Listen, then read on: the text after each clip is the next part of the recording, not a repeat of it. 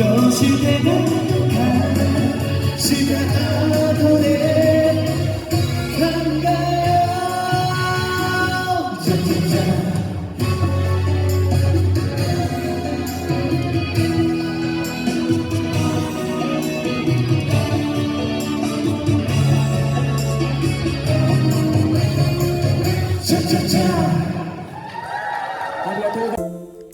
好き好き好きちゃんライブ動画をご覧いただき誠にありがとうございます。はい、楽しんでいただけましたでしょうか。現在ですね、私のチャンネルでは昭和や祭りの動画をはじめたくさんのライブ動画をアップしています。プレイリストも作っておりますので、ぜひともねそちらからご覧いただけたらなと思います。そしてもう一つ、好き好き好きちゃんのおたかつ日記というサブチャンネルも行っています。そちらのチャンネルではおたかつ情報やライブの MC などの様子もお届けしています。